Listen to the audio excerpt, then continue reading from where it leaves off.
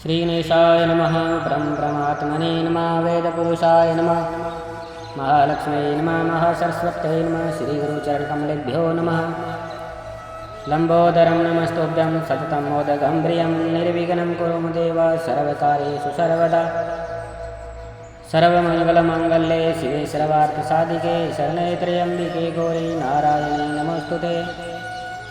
वंदे देवयुमापतिं सूर्यगुरुं वंदे जगत्कारणं वंदे गणगभूषणं मृगधरं वंदे पशूनां पतिं वंदे सूर्यसकाशवनयनं वंदे मुकुन्दं प्रियं वंदे भक्तजनाश्रयं च वरदं वंदे शिवशङ्करं। बोलिए शंकर भगवान की जय। श्री शिव महापुराण रुद्र सहिता सती खंड अथ द्वादशोऽध्याय।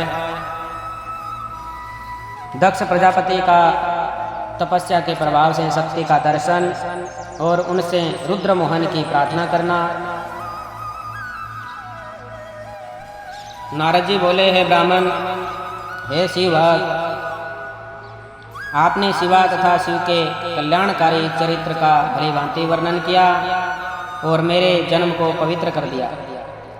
अब आप यह बताइए कि व्रत में दृढ़ता रखने वाले दक्ष ने तप करके देवी से कौन सा वर प्राप्त किया तथा वे शिवा किस प्रकार दक्ष कन्या के रूप में उत्पन्न हुई।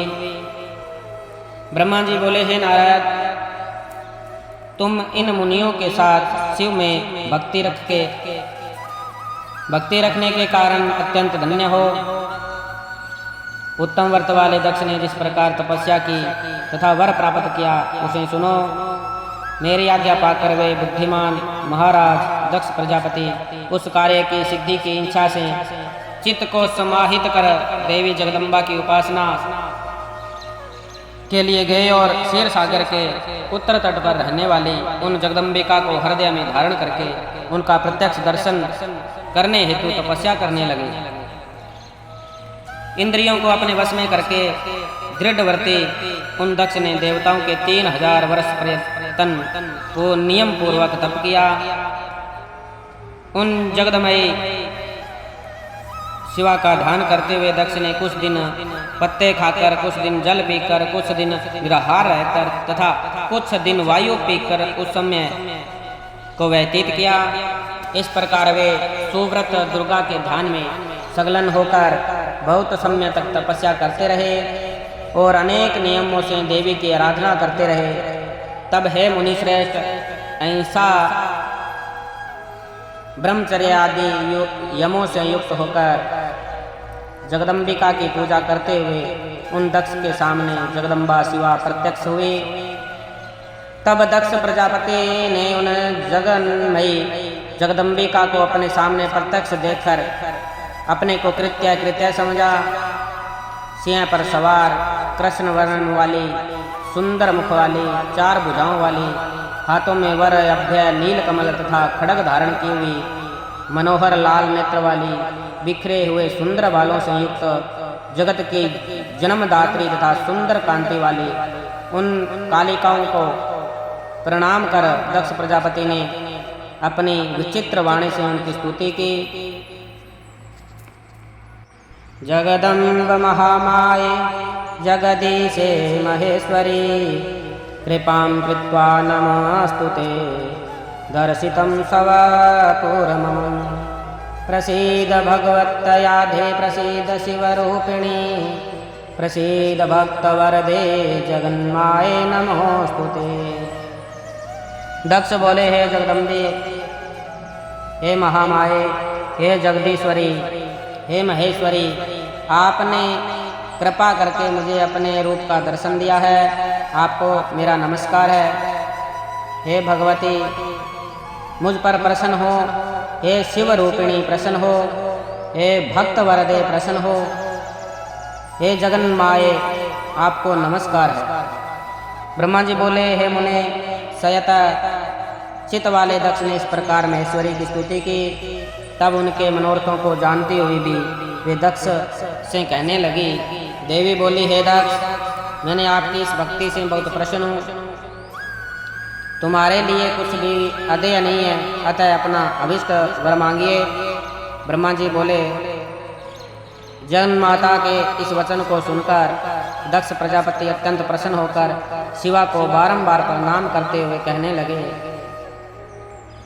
हे जगदम्ब, हे महामाये, यदि आप मुझे वर देना चाहती हैं तो मेरे वचनों को सुनिए और प्रसन्नता से मेरा मनोरथ पूर्ण कीजिए। जो मेरे स्वामी शिव है वे रुद्र नाम से ब्रह्मा के पुत्र रूप में अवतरित हुए हैं।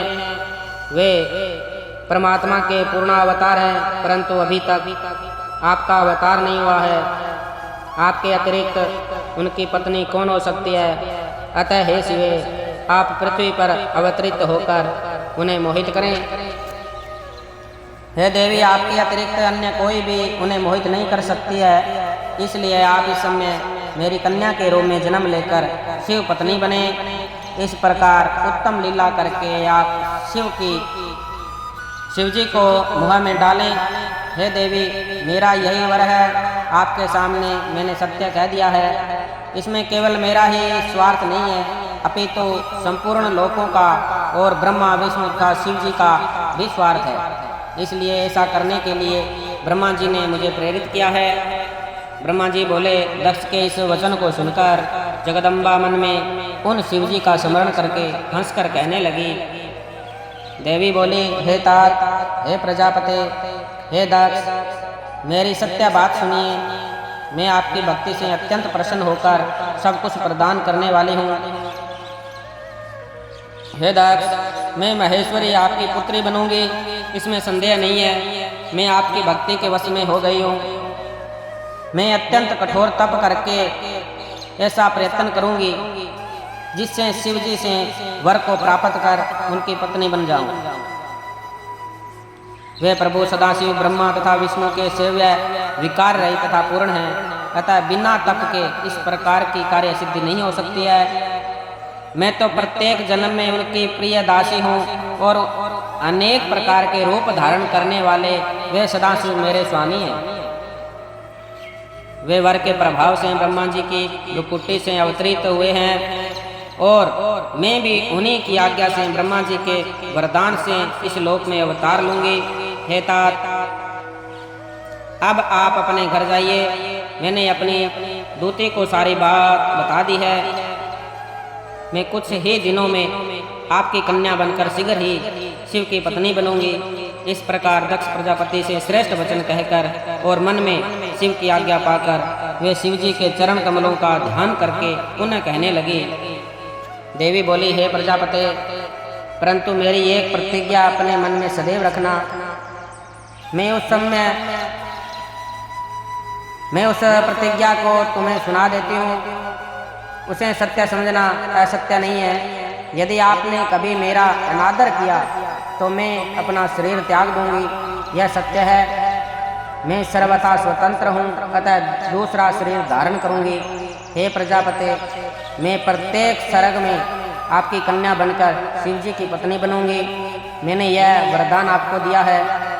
ब्रह्मा जी बोले। इस प्रकार दक्ष प्रजापति से कहकर वे महेश्वरी उनके देखते देखते वहीं अंतर्ध्यान हो गई। देवी के अंतर्ध्यान होने पर दक्ष भी अपने घर को चले गए और यह विचार कर आनंदित हो गए कि देवी मेरी कन्या बनकर अवतार ग्रहण करेगी। इस प्रकार श्री शिव महापुराण के अंतर्गत द्वितीय रुद्र संहिता के द्वितीय सती खंड में दक्ष वर प्राप्ति वर्णन नामक 12वां अध्याय पूर्ण हुआ। बोलिए शंकर भगवान की जय।